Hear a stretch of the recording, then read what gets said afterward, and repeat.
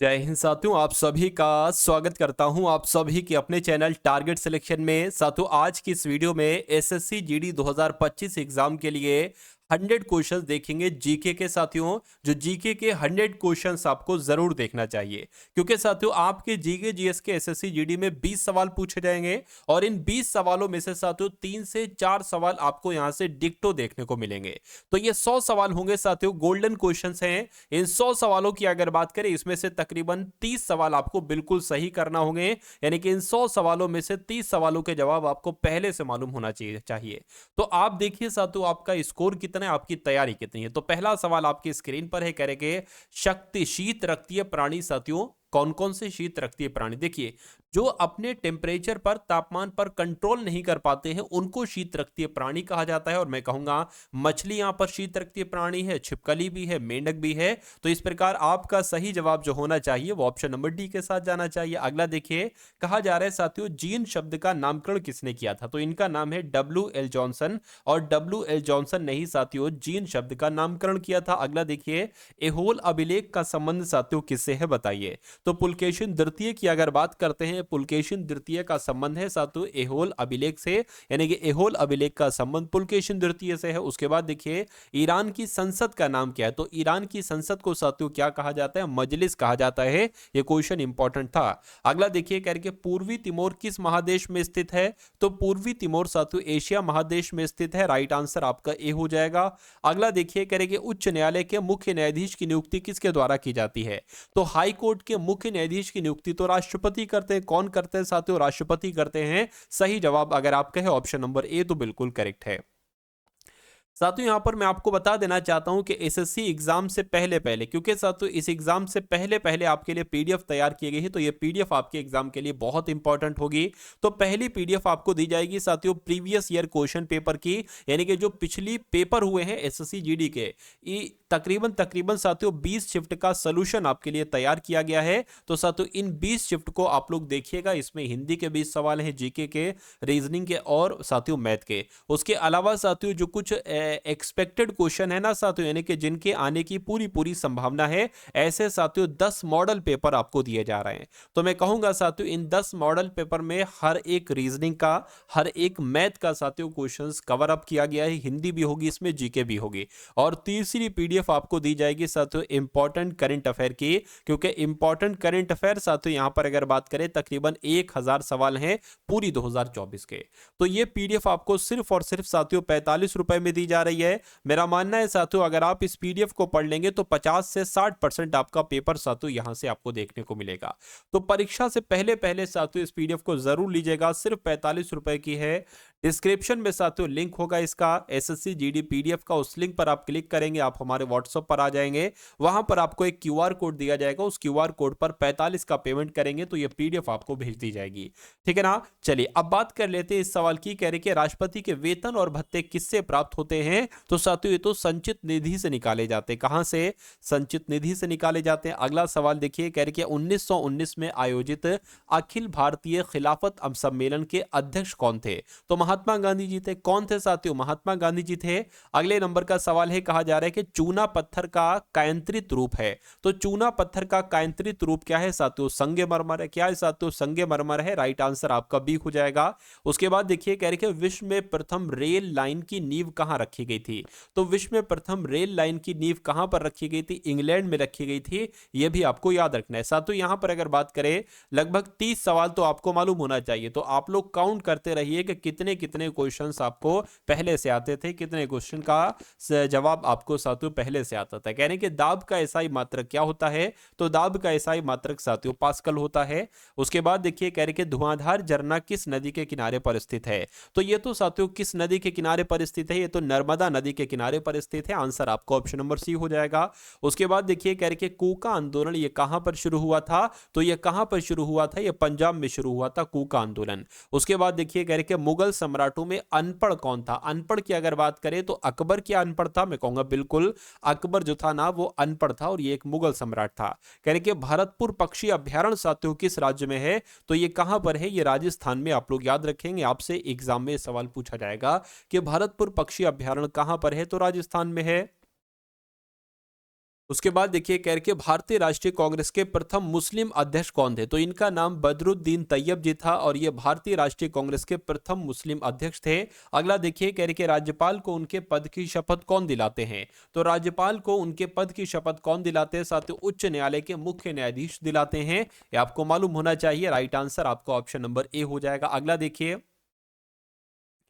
अगला सवाल आपकी स्क्रीन पर है, देखिए और बताइए सही जवाब। रोरिंग फोर्टीज है, तो रोरिंग फोर्टीज की अगर बात करते हैं, ये सवाल अगर आपसे पूछा जाए साथियों, तो पश्चिमी हवाएं आपको बता देना है, पश्चिमी हवाएं ही रोरिंग फोर्टीज हैं। अगला सवाल देखिए कह रहे हैं कि साथियों आपसे पूछा जा रहा है यहां पर, जयपुर किला कहां पर स्थित है, उदयपुर में, जालंधर में, चंडीगढ़ में या साथियों जयपुर में, तो आपको याद रखना है कि जयपुर में स्थित है। कहां पर स्थित है जयगढ़ किला, तो साथियों जयपुर में स्थित है। अगला सवाल आपकी स्क्रीन पर कह रहे कि भारत में नियंत्रक एवं महालेखा परीक्षक की नियुक्ति किसके द्वारा की जाती है, तो ये नियुक्ति तो राष्ट्रपति के द्वारा की जाती है, जिनका आंसर ऑप्शन नंबर बी है, बिल्कुल करेक्ट है। कह रहे कि ध्यानचंद की अगर बात करें, यानी कि ध्यानचंद नाम किस खेल से संबंधित है, तो ये तो साथियों हॉकी से संबंधित है, मेजर ध्यानचंद, ठीक है ना। अगला सवाल देखिए कह रहे कि अंतरिक्ष में कदम रखने वाले प्रथम व्यक्ति कौन थे, तो यूरी गागरिन इनका नाम है और इन्होंने अंतरिक्ष में सबसे पहले साथियों कदम रखा था।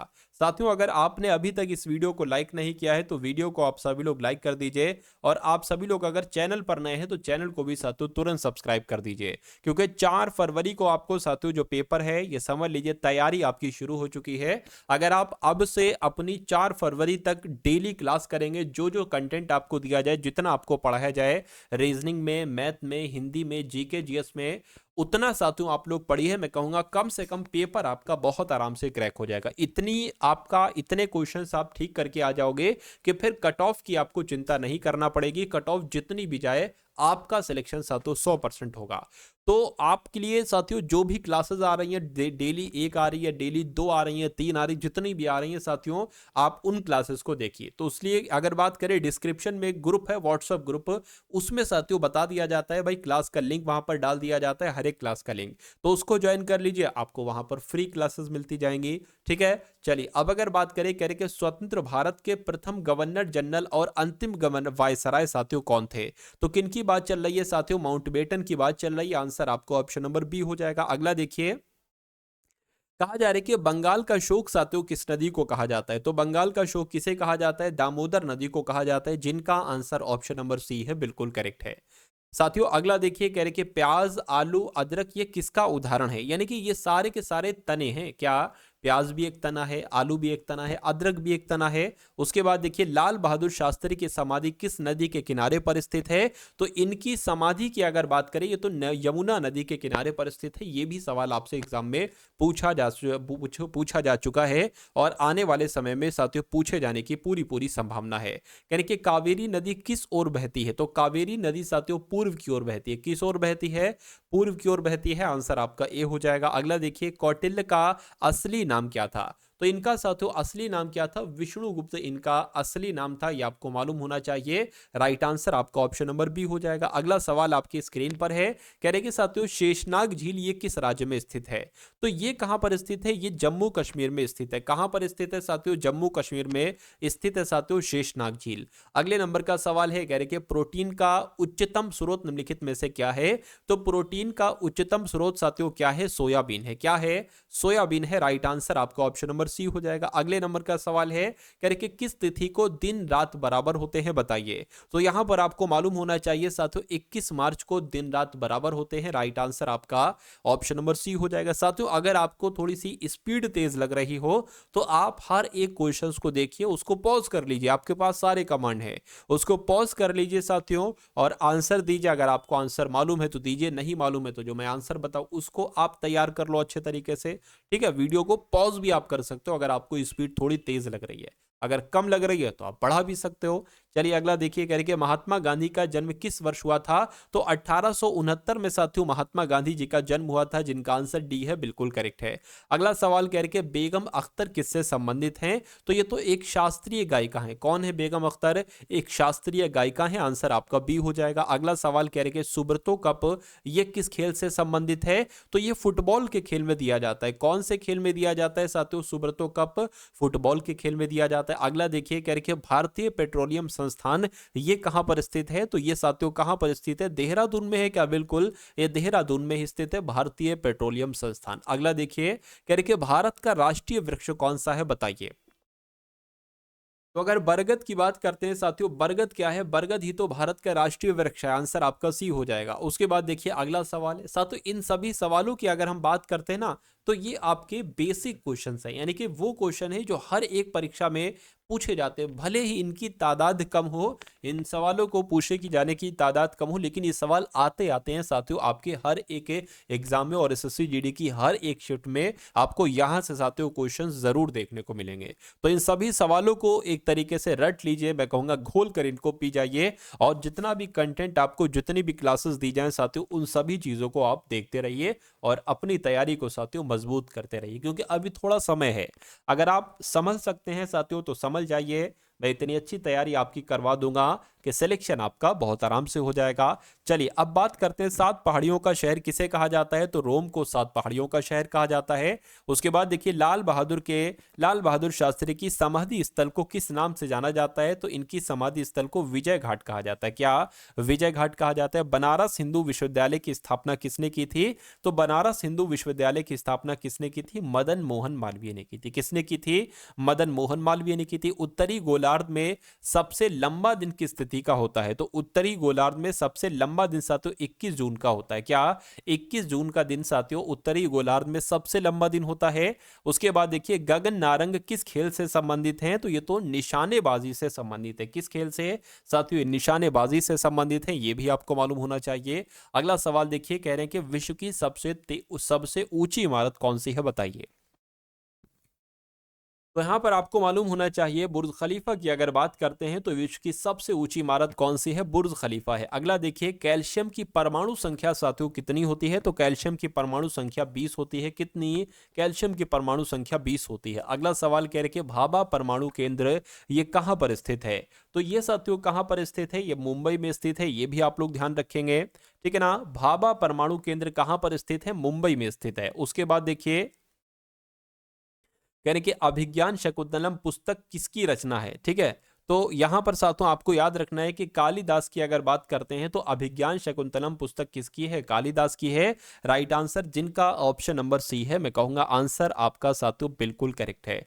उसके बाद देखिए अगला सवाल है, कह रहे कि जय जवान जय किसान का नारा किसने दिया था? तो ये नारा किसके द्वारा दिया गया था? ये नारा तो साथियों लाल बहादुर शास्त्री के द्वारा दिया गया था। सही जवाब अगर आपका है ऑप्शन नंबर ए के साथ तो बिल्कुल करेक्ट हो जाएगा। अगला सवाल देखिए, कहा जा रहा है कि मदर टेरेसा का जन्म साथियों हुआ था। तो मदर टेरेसा का जन्म साथियों कहां पर हुआ था? ये आपको मालूम होना चाहिए। अल्बानिया में इनका जन्म हुआ था। कहां पर? अल्बानिया में इनका जन्म हुआ था। हवा में ध्वनि तरंगे होती हैं, तो हवा में ध्वनि तरंगे होती हैं साथियों, ठीक है, तो अनुदैर्घ्य तरंगे होती हैं हवा में, ये आपको याद रखना है। ये सवाल आपसे एग्जाम में हो सकता हो पूछ लिया जाए। उसके बाद देखिए प्रसिद्ध जो करीबा बांध है ना, करीबा बांध, ये किस नदी पर स्थित है? तो ये किस नदी पर स्थित है? ये जाम्बेजी नदी पर स्थित है। कहां पर साथियों? ये जाम्बेजी नदी पर स्थित है। आंसर आपका ऑप्शन नंबर ए के साथ जाना चाहिए। उसके बाद देखिए अगले नंबर का सवाल है आपके स्क्रीन पर, देखिए सवाल को और साथियों बताइए आपका सही जवाब यहां पर किस ऑप्शन के साथ जाएगा। कि भारत में केसर का सबसे बड़ा उत्पादक राज्य कौन सा है? तो कौन सा है क्या साथियों? जम्मू कश्मीर है। मैं कहूंगा बिल्कुल जम्मू कश्मीर आपका यहां पर राइट आंसर हो जाएगा। उसके बाद देखिए जर्मनी और पोलैंड के बीच की सीमा रेखा जो है ना, उस सीमा रेखा को क्या कहा जाता है? तो उस सीमा रेखा का नाम क्या है? हिंडनबर्ग रेखा है। क्या नाम है साथियों? हिंडनबर्ग रेखा है, ये आपको मालूम होना चाहिए। यानी कि जर्मनी और पोलैंड के बीच की सीमा रेखा को हिंडनबर्ग रेखा कहा जाता है। अगला देखिए करके पूरा पाषाण काल की सबसे बड़ी उपलब्धि क्या थी? तो पूरा पाषाण काल में ही तो आग का आविष्कार हुआ था। क्या साथियों? आग का आविष्कार हुआ था। अगला सवाल कह रहे कि वायुमंडल में नाइट्रोजन कितना प्रतिशत है? वायुमंडल में नाइट्रोजन कितना प्रतिशत है? तो मैं कहूंगा साथियों 78% है। कितना प्रतिशत है? 78% है। अगले नंबर का सवाल आपकी स्क्रीन पर है साथियों। इस सवाल का जवाब देने से पहले मैं आपको एक चीज बता देना चाहता हूं। हमारी एप्लीकेशन है, ठीक है ना, हमारी एप्लीकेशन का नाम है साथियों टारगेट सिलेक्शन। इस एप्लीकेशन की अगर बात करें, इस एप्लीकेशन पर आपको क्या क्या मिल जाएगा मैं आपको बता दे रहा हूं। देखिए अभी 2024 के फरवरी महीने में, ठीक है ना, फरवरी महीने में तकरीबन 50 से ज्यादा शिफ्ट आपको दी जाएंगी। अरे भाई 2024 के फरवरी महीने में एसएससी जीडी का पेपर हुआ था ना, उसमें लगभग 50 से 55 शिफ्ट हुई थी। अगर आप इनका सॉल्यूशन लेना चाहते हैं तो ये मिल जाएगा। इसी के साथ साथ साथियों 2023 में भी पेपर हुआ था, तकरीबन इसकी भी वही 50 से 55 शिफ्ट हुई थी। अगर आप इन शिफ्ट को लेना चाहते हो और सॉल्यूशन के साथ लेना चाहते हो तो आपको मिल जाएगा। यानी कि पहले हिंदी हिंदी के क्वेश्चन होंगे 20, फिर रीजनिंग के, फिर जीके के, फिर मैथ के, ऐसे करके शिफ्ट वाइज शिफ्ट सॉल्यूशन है। उससे पहले 2022 या 2021 में जब भी पेपर हुआ था उसकी भी वही 50 से 60 शिफ्ट होंगी, उसका सॉल्यूशन मिल जाएगा। मतलब पिछली 3 से 4 सालों की सभी शिफ्ट का अगर आप लोग सॉल्यूशन देखना चाहते हैं, क्योंकि मेरा मानना है कि तकरीबन साथियों 60 से 70% जो है ना पेपर आपका पिछली शिफ्टों में से आता है। तो ये आपको साथियों दिया जा रहा है सिर्फ 199 रुपए में। क्या 199 रुपए में साथियों इसकी 1 साल की वैलिडिटी है। ठीक है, इसमें आपको हिंदी में, इंग्लिश में, मलयालम में, मराठी में, हर टाइप में की लैंग्वेज में साथियों ये चीजें मिल जाएंगी। तो ये कैसे आप ले सकते हैं, ये आप हमारे एप्लीकेशन से ले सकते हैं। वहां पर साथियों आप लोग जाकर देखेंगे 199 वाला कोर्स ले लीजिएगा और ये आपको साथियों मिल जाएंगी। ऑनलाइन टेस्ट के रूप में मिलेंगी। मान लीजिए एक शिफ्ट का आपने लगाया, टेस्ट दिया कि भाई आपका कितना स्कोर आया, उसके बाद आपने टेस्ट को सबमिट किया तो आपके सामने सॉल्यूशन ओपन हो जाएगा। आपको वहां पर अपनी रैंक पता चल जाएगी। आपको यह भी पता चल जाएगा कि भाई 20 में से आपके हिंदी में कितने सही क्वेश्चन हुए, रीजनिंग में कितने क्वेश्चन सही हुए, ऐसे करके पूरा एनालिसिस साथियों आप कर सकते हो अपने एग्जाम के लिए। चलिए, तो क्योंकि साथियों इस बार आपको पूरी जान लगा देना है, बिल्कुल कसर नहीं छोड़ना है। चलिए, तो इस चीज को साथियों प्ले स्टोर से जाकर डाउनलोड करना टारगेट सिलेक्शन एप्लीकेशन, और इसको साथियों परचेस कर लेना। डिस्क्रिप्शन में मैंने लिंक दे दिया है टारगेट सिलेक्शन एप्लीकेशन का। खैर, अगला सवाल देखिए, कह रहे कि डायनेमो का सिद्धांत किस नियम पर आधारित है। तो ये तो साथियों फैराडे के नियम पर आधारित है। आंसर आपका ऑप्शन नंबर ए हो जाएगा। उसके बाद देखिए, कह रहे कि अलीगढ़ आंदोलन की शुरुआत किसके द्वारा की गई थी। तो सर सैयद अहमद खान के द्वारा साथियों अलीगढ़ आंदोलन की शुरुआत की गई थी। अगला देखिए, कह रहे कि दिलवाड़ा का जैन मंदिर किस शैली का उदाहरण है। तो मैं कहूंगा ये तो नागर शैली का उदाहरण है। किस शैली का उदाहरण है, नागर शैली का उदाहरण है। कह रहे कि किस नवाब ने अपनी राजधानी मुर्शिदाबाद से मुंगेर स्थानांतरित की थी, बताइए। तो यहां पर अगर बात करते हैं साथियों मीर कासिम की, तो मीर कासिम आपका सही जवाब हो जाएगा। यानी कि मीर कासिम ने अपनी राजधानी मुर्शिदाबाद से मुंगेर स्थानांतरित की थी। उसके बाद देखिए अगला सवाल है, कह रहे कि दमन और दीव को कौन सी खाड़ी अलग करती है। तो खंबात की खाड़ी की अगर हम बात करते हैं तो दमन और दीव को खंबात की खाड़ी अलग करती है। द वेल्थ ऑफ नेशंस रचना ये किसने की थी। तो ये रचना किसकी है, ये आपसे पूछा जा रहा है। मैं कहूंगा ये तो एडम स्मिथ की रचना है, वेल्थ ऑफ नेशन, और ये सैकड़ों बार एग्जाम में साथियों पूछी जा चुकी है, तो इस बार भी आपसे पूछी जा सकती है। अगला सवाल है, कह रहे कि पृथ्वी की भूपरपटी पर सर्वाधिक उपलब्ध उपधातु कौन सी है। तो कौन सी है साथियों आपको मालूम होना चाहिए। सिलिकॉन है। कौन सी है साथियों, सिलिकॉन है। सही जवाब आपका डी के साथ जाएगा। अगला देखिए,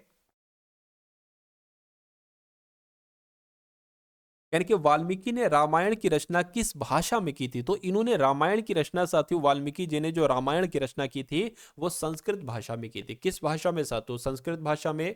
सती प्रथा का उन्मूलन किस ब्रिटिश शासक के कार्यकाल में हुआ था।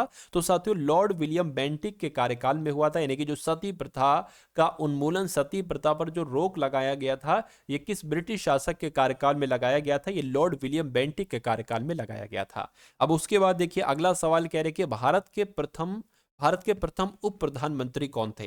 तो भारत के पहले उप प्रधानमंत्री कौन थे साथियों, सरदार वल्लभ पटेल थे। सरदार वल्लभ भाई पटेल थे, ये आपको याद रखना है। उसके बाद देखिए सिकंदर ने भारत पर आक्रमण साथियों कब किया गया था, आपसे पूछा जा रहा है। तो 326 ईसा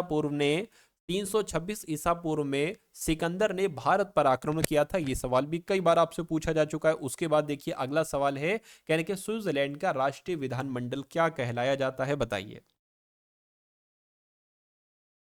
तो साथियों इसको फेडरल असेंबली कहा जाता है। क्या कहा जाता है इसको, फेडरल असेंबली कहा जाता है। सही जवाब आपका ऑप्शन नंबर ए हो जाएगा। कह रहे कि ये तो रिपीट हो गया क्वेश्चन। अगला देखिए, कह रहे कि सिक्कों के प्रथम गुरु का नाम क्या था। तो सिक्कों के प्रथम गुरु का नाम आपको मालूम होना चाहिए साथियों, गुरु नानक देव था। क्या सिक्कों के प्रथम गुरु का नाम क्या था साथियों, गुरु नानक देव था। उसके बाद देखिए नेक्स्ट नंबर का सवाल है, कह रहे कि एंजाइम की संरचना किससे होती है। तो एंजाइम की संरचना साथियों अमीनो अम्ल से होती है। किससे होती है साथियों, अमीनो अम्ल से होती है? सही जवाब आपका ऑप्शन नंबर ए हो जाएगा। उसके बाद देखिए अगला सवाल, कहने के इलाहाबाद के स्तंभ लेख को किसने लिखा था? तो इलाहाबाद के स्तंभ लेख को साथियों हरिशेन के द्वारा लिखा गया था। किसके द्वारा लिखा गया था? हरिशेन के द्वारा लिखा गया था। नेक्स्ट नंबर का सवाल है, कह रहे कि जो शक संवत है, शक संवत के अनुसार अंतिम महीना कौन सा है? तो शक संवत के अनुसार अंतिम महीना साथियों कौन सा है? फाल्गुन का है, इसलिए राइट आंसर आपका ऑप्शन नंबर सी हो जाता है भाई। बहुत बढ़िया, वेरी गुड क्लास। भारत के प्रथम दलित मुख्य न्यायाधीश का नाम की बात की जा रही है, यानी कि भारत के प्रथम दलित मुख्य न्यायाधीश का नाम क्या था? तो के जी बालकृष्णन ही भारत के प्रथम दलित मुख्य न्यायाधीश थे। ये भी आप लोग याद रखेंगे। अम्ल वर्षा का प्रमुख कारण क्या है? तो अम्ल वर्षा की अगर बात करें, इसका प्रमुख कारण क्या है? सल्फर डाइऑक्साइड है। क्या है साथियों? सल्फर डाइऑक्साइड है। उसके बाद देखिए कह रहे कि मांसपेशियों में कौन सा अम्ल पाया जाता है? तो भाई साहब मांसपेशियों में मायोसिन अम्ल पाया जाता है। कौन सा अम्ल पाया जाता है साथियों? मायोसिन अम्ल पाया जाता है। अगले नंबर का सवाल है, कह रहे कि रैयतवाड़ी बंदोबस्त किसके साथ किया गया है? तो रैयतवाड़ी बंदोबस्त की अगर हम बात करते हैं तो ये किसानों के साथ किया गया था। राइट आंसर आपका ऑप्शन नंबर सी हो जाएगा, सी नहीं बल्कि डी हो जाएगा। तंबाकू की उत्पत्ति स्थान है, यानी कि तंबाकू की उत्पत्ति कहां पर हुई थी, किस जगह पर हुई थी? तो मैक्सिको में हुई थी। कहां पर हुई थी साथियों? मैक्सिको में हुई थी तंबाकू की उत्पत्ति। अगला देखिए, अगला देखिए साथियों, कहा जा रहा है कि राग भैरवी किस समय गाया जाने वाला राग है? तो ये तो प्रातः काल में गाया जाता है। कब गाया गया था साथियों? ये तो प्रातः काल में गाया जाता है। ये आप लोगों को यहां पर याद रखना है। राइट आंसर आपका जो जाएगा वो ऑप्शन नंबर ए के साथ जाएगा। अगले नंबर का सवाल आपकी स्क्रीन पर है, देखिए सवाल को और साथियों बताइए आपका सही जवाब यहां पर क्या हो सकता है। कह रहे कि वायुमंडल में कार्बन डाइऑक्साइड की मात्रा कितनी होती है? तो वायुमंडल में कार्बन डाइऑक्साइड की मात्रा कितनी होती है? 0.03% होती है। ये भी आप लोग याद रखेंगे। भूदान आंदोलन के प्रणेता कौन थे? तो विनोबा भावे ही साथियों भूदान आंदोलन के प्रणेता थे। अगला देखिए, कहा जा रहा है कि रामकृष्ण मिशन की स्थापना किसके द्वारा की गई थी? तो स्वामी विवेकानंद जी ने ही साथियों रामकृष्ण मिशन की स्थापना की थी। राइट आंसर आपका ऑप्शन नंबर बी हो जाता है। अगले नंबर का सवाल है, कहा जा रहा है कि अंग्रेजों का भारत में सबसे अधिक विस्तार किसके शासनकाल में हुआ था? तो क्या डलहौजी के कार्यकाल में हुआ था? मैं कहूंगा बिल्कुल। अंग्रेजों का भारत में सबसे अधिक विस्तार जो था वो लॉर्ड डलहौजी के कार्यकाल में ही हुआ था। उसके बाद देखिए अगला सवाल है, कह रहे कि पानीपत का प्रथम युद्ध साथियों कब हुआ था? तो पानीपत का प्रथम युद्ध कब हुआ था? 1526 में पानीपत का प्रथम युद्ध हुआ था। उसके बाद देखिए, कहा जा रहा है कि दिल्ली का अंतिम हिंदू शासक कौन था? तो दिल्ली का अंतिम हिंदू शासक की अगर बात करते हैं, हेमचंद विक्रमादित्य थे। कौन थे साथियों? दिल्ली के अंतिम हिंदू शासक की जब हम बात करते हैं तो दिल्ली के अंतिम हिंदू शासक साथियों हेमचंद विक्रमादित्य थे। ये भी आपको याद रखना है। उसके बाद देखिए कह रहे कि अली अकबर खान का संबंध किससे है? तो अली अकबर खान की अगर हम बात करते हैं तो ये साथियों कौन है? ये सरोद वादक हैं। ये कौन है साथियों? ये सरोद वादक हैं। कौन सा ऑप्शन आपका सही जवाब होगा? ऑप्शन नंबर बी आपका बिल्कुल करेक्ट आंसर हो जाएगा। उसके बाद देखिए अगला सवाल कह रहे हैं शांता की एसआई इकाई क्या है? तो शांता की एसआई इकाई क्या है? अगर आपसे सवाल पूछा जाए तो आपको पॉइज बता देना है। क्या बता देना है? पॉइज बता देना है। उसके बाद देखिए कह रहे कि संयुक्त राष्ट्र संघ द्वारा अंतरराष्ट्रीय महिला वर्ष किस वर्ष घोषित किया गया? तो साथियों किस वर्ष घोषित किया गया? 1975 में घोषित किया गया, यानी कि संयुक्त राष्ट्र संघ के द्वारा अंतरराष्ट्रीय महिला वर्ष किस वर्ष को घोषित किया गया? तो 1975 को घोषित किया गया। अगला देखिए, यानी कि किस अनुच्छेद के तहत राज्य सरकार को ग्राम पंचायत के संगठन का निर्देश है? तो मैं कहूंगा अनुच्छेद, अगर हम अनुच्छेद 40 की बात करते हैं तो इस अनुच्छेद के तहत ही राज्य सरकार को ग्राम पंचायत के संगठन का निर्देश दिया गया है। राइट आंसर आपका ऑप्शन नंबर सी हो जाएगा। भारतीय सैनिकों को किस उपनाम से जाना जाता है? तो भारतीय सैनिकों को क्या कहा जाता है साथियों? जवान कहा जाता है। क्या कहा जाता है? जवान कहा जाता है। राइट आंसर आपका अगर है ऑप्शन नंबर सी के साथ तो बिल्कुल करेक्ट हो जाएगा। अगले नंबर का सवाल है आपकी स्क्रीन पर, कहा जा रहा है कि भौतिक शास्त्र के क्षेत्र में क्या, भौतिक शास्त्र के क्षेत्र में प्रथम नोबेल पुरस्कार किसे दिया गया था? तो भौतिक शास्त्र के क्षेत्र में प्रथम नोबेल पुरस्कार तो विल्हम कॉनराड रॉन्टगन को दिया गया था, जो कहां से थे? जो साथियों जर्मनी से थे। अगला सवाल देखिए, कह रहे कि नेशनल रिमोट सेंसिंग एजेंसी कहां पर स्थित है? तो ये साथियों हैदराबाद में स्थित है। कहां पर स्थित है? ये हैदराबाद में स्थित है। राइट आंसर आपका ऑप्शन नंबर सी हो जाएगा। वॉल स्ट्रीट किस देश में स्थित है? तो वॉल स्ट्रीट की जब हम बात करते हैं साथियों, ये अमेरिका में स्थित है। कहां पर स्थित है? अमेरिका में स्थित है। ये भी आपको साथियों मालूम होना चाहिए भाई। बहुत बढ़िया। Very good class. साथियों यहाँ पर अगर हम रणनीति की बात करें, जैसे कि मैंने क्या यहाँ पर रणनीति बनाई है कि आपका एग्जाम साथियों जो है कि एसएससी जीडी 2025 के एग्जाम अगर आप क्रैक करना चाहते हैं तो रणनीति क्या है। देखिए सिलेबस पैटर्न की जब हम बात करते हैं, हिंदी आपकी आती है साथियों 20 सवाल आपके हिंदी के आते हैं, ठीक है ना। उसके अलावा अगर हम बात करते हैं साथियों रीजनिंग की, तो रीजनिंग के भी आपके साथियों कितने सवाल आते हैं, पूरे के पूरे 20 सवाल आते हैं, ठीक है। उसके अलावा अगर हम यहाँ पर मैथ की बात करते हैं तो मैथ के भी कितने सवाल आते हैं, 20 सवाल आते हैं। और अगर हम साथियों जीके की बात करें या साथियों यहाँ पर करंट अफेयर की बात करें तो इसके भी तकरीबन तकरीबन 20 सवाल ही आते हैं। मतलब कुल मिला के 80 क्वेश्चन का आपका पेपर आपको दिया जाएगा और इसमें से आपको तकरीबन अगर आप वाकई में सिलेक्शन लेना चाहते हैं तो मैं कहूंगा साथियों तकरीबन 70 प्रश्न आपको साथियों सही करने होंगे। कितने क्वेश्चन, वैसे तो कट ऑफ तो बहुत बहुत राज्यों की 60 क्वेश्चन पर भी जाती है। 60 क्वेश्चन का कहने का मतलब साथियों ये है कि 160 में से 120 नंबर, बहुत बहुत की 65 क्वेश्चन पर भी जाती है, कहीं कहीं की साथियों 55 पर भी जाती है। लेकिन अगर आप 100% सिलेक्शन लेना चाहते हैं कि एक उसमें कंफ्यूजन आपको ना हो कि भैया ये हो पाएगा या ये नहीं हो पाएगा। बहुत लोग को एग्जाम देते हैं उसके बाद कट ऑफ वगैरह की वीडियोस देखते हैं। तो अगर आप अपना 100% सिलेक्शन निश्चित करना चाहते हैं तो आपको 80 में से ये 70 क्वेश्चन सही करना है। इसके लिए आपको रणनीति साथियों क्या करना पड़ेगी। देखिए हिंदी की जब हम बात करते हैं तो इसमें कुछ नहीं है, गिने चुने 6 से 7 8 चैप्टर आपको दिए गए हैं, ठीक है। उनमें से ही हिंदी के पूरे सवाल आएंगे और हिंदी बहुत आसान है, 20 में से 20 करना साथियों बहुत आसान है। तो मैं जो डेली आपको क्लास जो मॉडल पेपर वाली क्लास कराता हूं ना, एक्सपेक्टेड मॉडल पेपर वाली, उसमें 20 हिंदी के, 20 रीजनिंग के, 20 जीके, 20 मैथ, ऐसे करके वो क्लास होती है। तो उसको अगर आप देख लेंगे तो 20 में से 20 आप पूरे निकाल ले जाएंगे। उसी प्रकार रीजनिंग का मैं आपको हर एक कॉन्सेप्ट साथियों क्लियर कर दूंगा, ये भी आपके 20 के 20 बहुत आराम से निकल जाएंगे। यहां पर अगर बात करें 18 से अगर 19 आप सवाल सही कर देते हैं तो बहुत अच्छी बात है। अब यहां पर उसके अलावा अगर साथियों बात करते हैं, मान लीजिए अगर आपने 11 से 12 सवाल कर दिए तब भी कोई दिक्कत नहीं, क्योंकि मैंने जीके में बहुत कम जोड़ा है। ये 20 में से 11 से 12 कर देगा, पढ़ने वाला बच्चा साथियों कर देगा, उसमें कोई दिक्कत नहीं है, ठीक है ना। उसके अलावा अगर बात करें, ये आपका तकरीबन वही 70 क्वेश्चन का साथियों एक तरीके से रणनीति बन जाएगी। तो इतना अगर आप स्कोर वाकई में कर लेते हैं तो मेरा मानना है कि जो फर्स्ट प्रेफरेंस आपने चुनी है वो आपको साथियों मिल जाएगी, ठीक है ना। तो इसके साथ साथ देखिए क्लास को तो आप लेते जाइए, क्लास को ले लीजिए, कोई दिक्कत नहीं, लेकिन जो पीडीएफ मैंने आपको बताई थी सिर्फ साथियों 45 रुपए में है, उसको भी जरूर लीजिएगा, क्योंकि उसमें आपको प्रीवियस ईयर क्वेश्चन पेपर मिल जाएंगे जहां से एग्जामिनर उसको उठाता है, क्योंकि इस बार बहुत सारे क्वेश्चंस वहां से उठाए जाएंगे, 50 से 60% क्वेश्चन।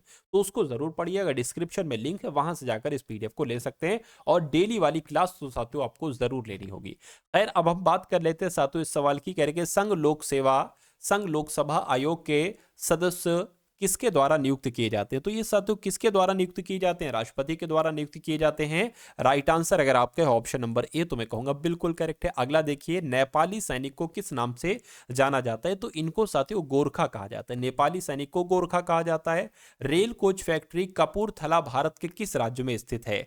तो rail coach factory Kapurthala Bharat में कहां पर स्थित है साथियों, पंजाब में स्थित है। कहां पर, पंजाब में स्थित है। उसके बाद देखिए विषैली छिपकली है, तो विषैली छिपकली की अगर बात करें, जो हीलोडर्मा होती है ना साथियों, हीलोडर्मा ये एक तरीके से विषैली छिपकली है। राइट आंसर आपका सी हो जाएगा। उसके बाद देखिए समुद्री सर्प को कहा जाता है, यानी कि समुद्री सर्प की अगर बात करें तो डेविल फिश क्या है, ये समुद्री सर्प है, ठीक है ना, समुद्री सांप है, डेविल फिश।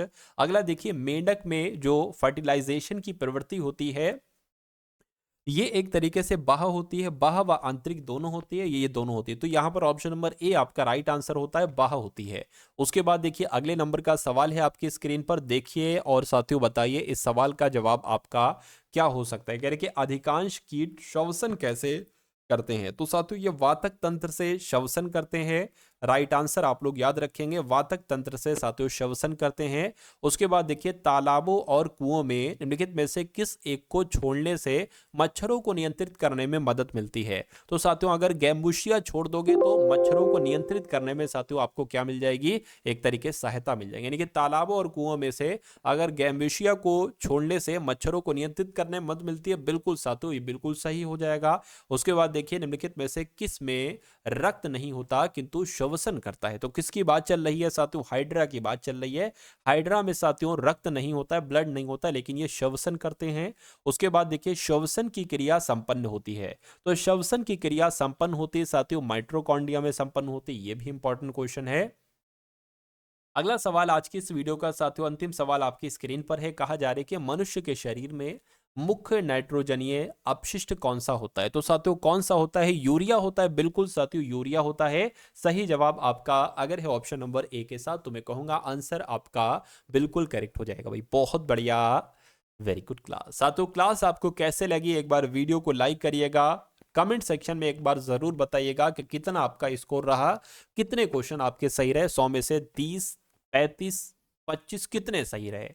उसके अलावा साथियों जो हमारी देखिए अब आपको एग्जाम तक क्लासेस देखना, ये बात आपने भी तय कर ली है। अब हमारी जो कुछ दिन की पिछली क्लासेस हुई हैं तकरीबन 1 हफ्ते की क्लासेस, उनको भी आप लोग जरूर देख लीजिएगा।